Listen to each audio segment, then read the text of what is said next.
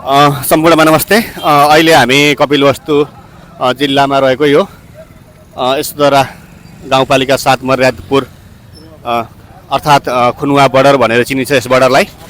यस बर्डरमा विगत लामो समयदेखि यस बर्डरमाथि रहेको झन्डा चाहिँ च्यातिएको अवस्थामा थियो र यहाँको स्थानीय सरकार अथवा प्रशासन भनौँ उहाँहरूले नभ्याएर हो अथवा उहाँहरूले नचाहेर हो यो फेरिन नसकेको धेरै लामो समयदेखि यो जीर्ण अवस्थामा रहेको हुँदा आज हामी यस कपिलवस्तुका युवा साथीहरू सम्पूर्ण साथीहरूको एउटा हाम्रो टिम छ जुन टिमले चाहिँ हाम्रो देशको राष्ट्रिय झन्डालाई च्यातिएको देख्न नसकेर यसलाई नयाँ हामीले पुनः चेन्ज गर्ने तयारी गरिरहेका छौँ भने हाम्रो केही साथीहरू अहिले यतिखेर गेटको माथि हुनुहुन्छ र यो हाम्रो नयाँ झन्डालाई चेन्ज गर्ने प्रक्रिया अगाडि बढाउनु भएको छ भने म साथीहरूलाई सहयोग गर्ने साथीहरूलाई पनि सम्पूर्ण साथीहरूलाई विशेष धन्यवाद दिन चाहन्छु। धन्यवाद। यतिखेर हामीले यो मर्जादपुरमा रहेको यो खुनुवा बर्डरमा यतिखेर हामीले यो नयाँ झन्डा आवरण गरिसकेका छौँ भने हाम्रो साथीहरूलाई विशेष धन्यवाद दिन चाहन्छु जसले माथि गएर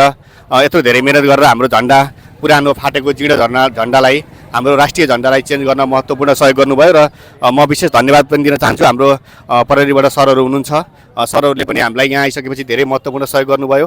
सरहरूलाई विशेष धन्यवाद लगायत हाम्रो यस कपिलवस्तु जिल्लामा रहेको युवाहरूको टिम छ जुन टिमले आज यस खुनुवा बर्डरमा च्यातिएको झन्डा जीर्ण अवस्थामा थियो जसलाई आज चेन्ज गरेर हाम्रो राष्ट्रिय गौरवलाई अलिकति बढावा दिएको छ भने हाम्रो यस टिमले आगामी दिनहरूमा पनि अरू अन्य थुप्रै कामहरू गर्ने छ भन्ने कुराको पनि जानकारी गराउन चाहन्छौँ।